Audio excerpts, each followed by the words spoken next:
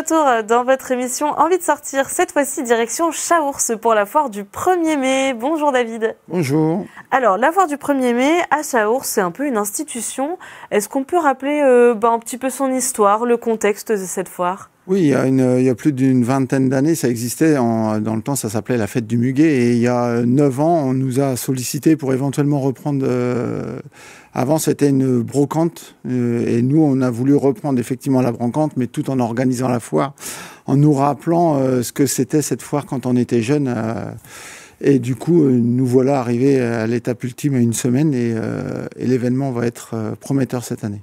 Alors c'est vrai qu'en plus il y a des petits retours comme le char qui est de retour pour la foire. Oui, alors il était dans un garage depuis le fameux Covid et là on a eu la chance de proposer à Manu Costa, notre peintre local, s'il était d'accord de repeindre le char ou de le peindre tout du moins avec l'association de l'école primaire de Chaours, et tout le monde est tombé en adéquation et c'est vraiment un résultat magnifique, les enfants sont heureux, c'est vraiment top.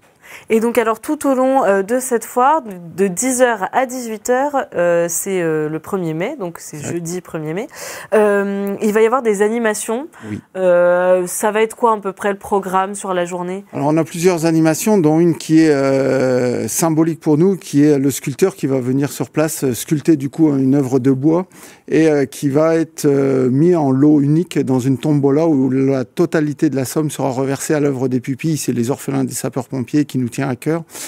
On a également tout ce qui est le lycée forestier de Crogny qui vont venir faire des démonstrations de bûcheronnage, des changements de chaîne assez rapides. On aura une ferme pédagogique itinérante, on aura la commanderie des Templiers de Saint-Florentin, de Pin. Enfin, beaucoup d'animations cette année, on essaie de mettre le paquet. Et notamment 2 concours. Le concours du vélo le plus fleuri, c'est ça ? Ouais, effectivement. Donc là, on continue, on relance pour la 2e année le concours du vélo le plus décoré. Également, on associe les gens qui veulent se déguiser avec la confection de masques, de chapeaux. Et on a beaucoup de retours. On a la maison des jeunes qui contribue, la maison de retraite qui contribue également à jouer le jeu au final. Et l'idée, c'est de se retrouver tous autour de cette manifestation, passer des moments festifs, rigolos et que ce soit superbe. Et alors justement, en parlant de moments rigolos, on a aussi le concours du plus gros mangeur de Chaours. Oui, effectivement, on a le concours du plus gros mangeur de Chaours qu'on relance pour la 2e année. Actuellement, à l'heure où je vous parle, on a 3 candidats. L'idée, c'est sur un temps donné de 20 minutes de manger un maximum de fromage. Et c'est rigolo parce qu'on a des gens extérieurs de notre département qui nous contactent pour avoir des informations sur ce concours et c'est vraiment sympa. Donc l'idée forcément c'est de faire parler du Chaours, de notre fromage, de notre savoir-faire et c'est cool aussi. Donc là il y a 3 inscrits et c'est maximum 6, c'est ça ? Ouais, c'est ça, 6 parce qu'après on n'a pas beaucoup de place sur notre motorhome qu'on nous prête et du coup juste pour la place on limite les candidats. Je vais peut-être m'inscrire, moi j'adore ça le Chaours. Vous êtes les bienvenus, il n'y a aucun souci. Je risque pas d'être la plus grosse mangeuse, mais oui, pourquoi pas. Et donc, cette foire-là, pourquoi elle est importante finalement à Chaours ? Pourquoi il faut la perpétrer ? Pourquoi les gens ont envie qu'elle existe ? Eh ben, c'est un moment vraiment de convivialité où on peut se réunir en famille, s'amuser, regarder tout l'artisanat local. Et c'est vraiment un moment où on s'évade en fait, où on s'évade dans nos beaux villages. Et nos parents, nos arrière-grands-parents ont réussi à faire de cette manifestation un moment inoubliable dans le département. On a juste à poursuivre le travail qu'ils ont déjà accompli. Et donc il y aura le côté brocante, il y aura toutes ces animations avec les différentes associations. Il y aura aussi un marché, j'imagine. Alors, à l'heure actuelle, on a plus de 128 exposants qui sont inscrits là où je vous parle. Il y en aura sûrement un peu plus. L'idée, c'est d'avoir de tout. On va avoir des démonstrations de Krav Maga avec l'association d'Hérissé. On va avoir les pompiers qui vont tenir un stand et faire des démonstrations. On va avoir des bijoux, on va avoir des perles de Tahiti, on va avoir beaucoup de stands, des vêtements. On va avoir également des dédicaces. On a Madame Mosca, on a Madame Black et Cédric Liégeois qui vont venir faire des dédicaces de livres. Enfin, on a vraiment de quoi s'occuper toute la journée à Chaours. Et il y en a pour tout le monde. Et il y en a vraiment pour tout le monde. On a la fête foraine pour les enfants. Tout ce qu'il faut. Bon, au moins on l'aura compris. Le 1er mai à Chaource, on ne va pas s'ennuyer. En plus, le beau temps est annoncé. Oui, il fait toujours beau à Chaource de toute façon. Donc pas besoin d'attendre la foire pour venir, c'est ça? Tout à fait.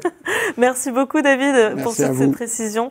Donc ça commence dès 10h le 1er mai à Chaource. Et en attendant cette belle manifestation, voici quelques idées pour sortir ce week-end.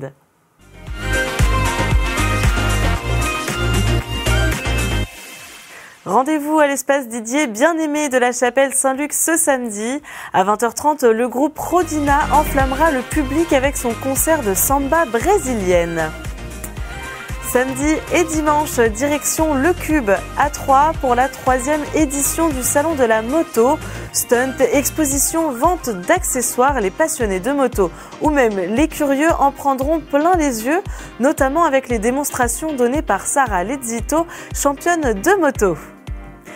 Direction ensuite Herville-Châtel pour le lancement du festival Mosaïque musicale. Rendez-vous ce dimanche à 17h à l'église Saint-Pierre-Esslien pour un concert donné par Maëlle Martin, harpiste lauréate de la fondation Marcel Bleustein-Blanchet pour la vocation, et par Élise Bertrand, violoniste nommée aux Victoires de la musique 2024. Et pour finir, profitez d'un spectacle gratuit ce dimanche à 15h à Villemort-sur-Vanne. Le sosie officiel de Charlie Chaplin proposera un show immersif pour petits et grands. Pour plus d'informations sur ces différents événements, direction l'agenda des sorties dans la rubrique Culture de Canal 32 sur le site internet. C'est la fin de votre émission, merci de l'avoir suivi et on se retrouve la semaine prochaine pour de nouvelles sorties.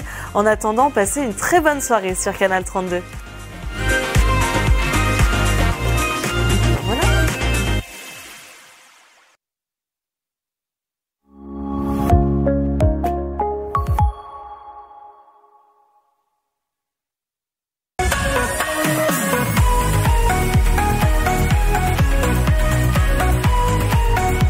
Envie de sortir avec la Maison du Boulanger, centre culturel de Troyes.